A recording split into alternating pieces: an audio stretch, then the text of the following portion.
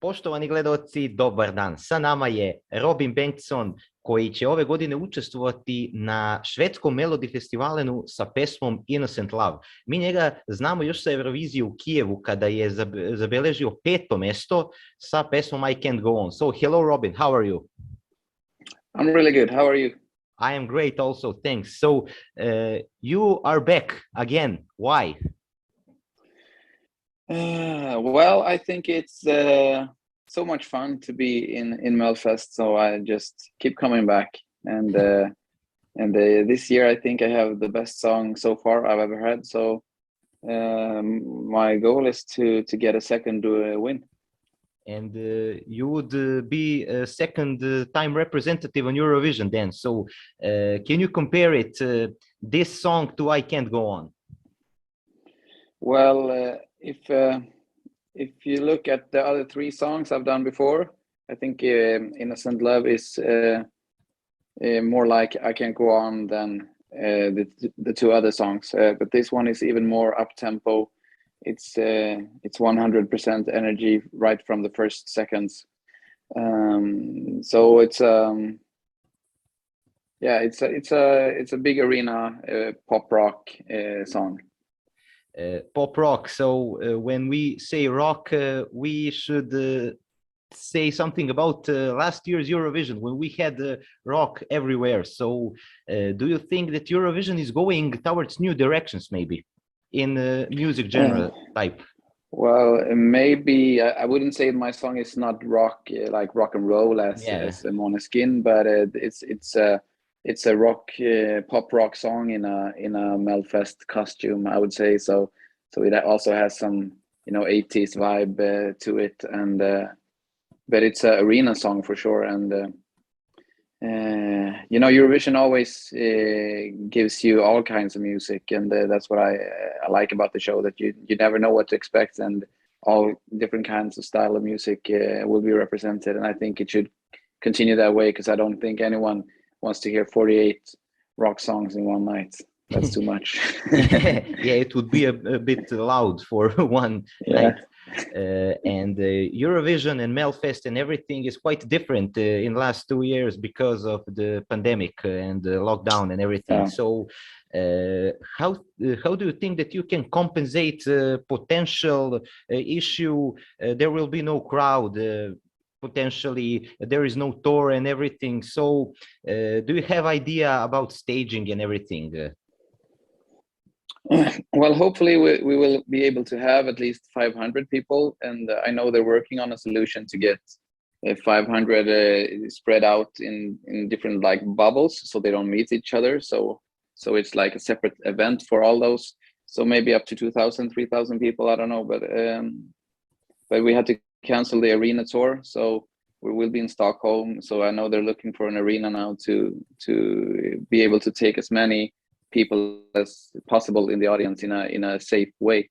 And I would love for it to be some kind of audience there, because I think it lifts the whole TV show super much. And I mean, as you could see in Eurovision last year, when they were actually able to have audience live, it does so much for both the artists but also for the viewers on TV to see that something is going on in the arena.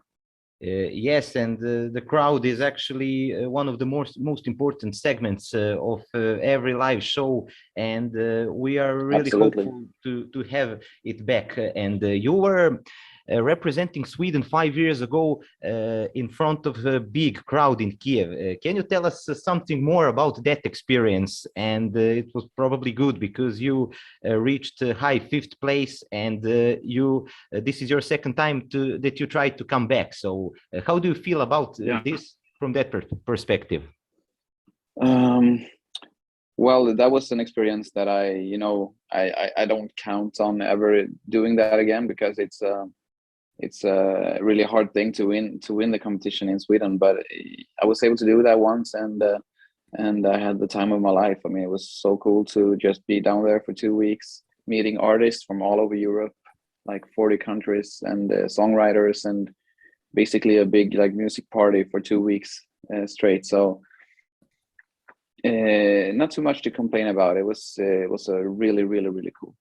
And sometimes people say that it's harder to win a Melodifestivalen than Eurovision itself. So what do you think about other artists? There are really good names in lineup. John Lundvik, who represented the country 2 years after you, and some other great names. What do you think about competition this time? Well, as always in Melfest, it's really hard competition, and I know there are 27 other artists that wants to win as badly as I do. Yeah.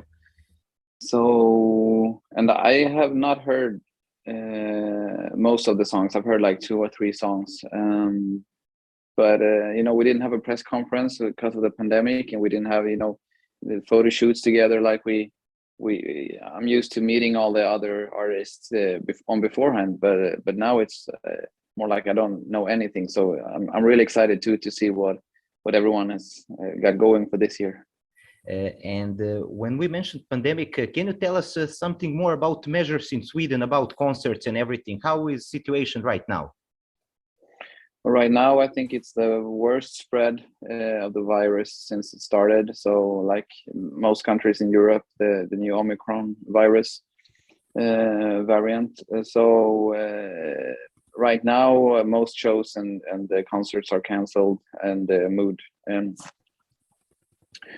for future dates. But we're hoping for a short peak now and being able to open up in the spring and the summer. I think that's the talk of the town. Well, we just have to wait it out. And you know, I haven't cashed it yet in 2 years, and they're saying that the peak will be in 2 weeks, and that's the first week of Melfest. So I'm just like I'm totally gonna catch it that week. Yeah, so I'm probably gonna just stay inside now for 2 weeks and hide. Is there any alternative plan if any artist is COVID positive for Melfest? You will probably use some backup track or anything. I'm not sure actually. I think they will have to call in some other singer or something, because you're not allowed to perform. So better stay healthy. Yeah, you should just keep inside the house as much as you should. Yeah, Melfest starts in more than 1 week. So are people in Sweden excited about that? Do you feel the hype, or are there any other topics that are right now in the trend? Well, I think the Corona hype has been going on now for 2 years, and it tops the charts. But I think people want to talk about other stuff, so hopefully Melfest will contribute to that in some way. But it's still the main thing people talk about.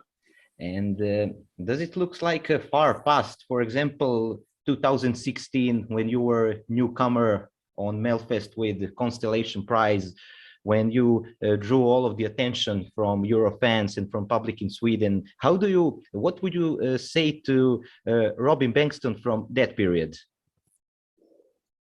Wow, that's a tricky one. I'm not sure. Just maybe remind him to not overthink too much and just enjoy everything that you're about to experience, because you're going to have a really good time for the next 2-3 years. And I have to tell you one personal story about I Can't Go On. I listen it very often when I am in gym and when I run on track. Similar choreography, but just a bit faster. Yeah. Well, I was actually on the running tracks yesterday, but I didn't listen to my own song though. But I get a lot of videos from people at the gym still. What do you listen at the gym? Nothing. Nothing. So nothing. No music in gym. Okay. I lock my phone and my AirPods inside and just focus. Yeah. And about your future plans after Melfest, can you tell us something more? Do you have some plans about any album or anything else? Well, that's depending on how the competition goes, I think. But it's hard nowadays to have future plans. I mean, we all have to just to wait out what's going on with the virus and everything. But the plan is to go on a summer tour with a lot of other Swedish artists. It's a tour called Digilu, and a bunch of other Melfest artists. Jon Lundvik is also in there, and so that's the plan. We have 24 dates booked already, and probably some new music after the summer in the fall. Dear Robin, thanks a lot for this nice interview. I wish you all the best on Melfest, and I Thank you so much. We will all listen to Innocent Love together, and who knows, maybe you will get second shot on Eurovision. Hopefully. Poštovani gledaoci, to bi bilo to od Robina. Slušamo se naravno i nadalje. Pozdrav!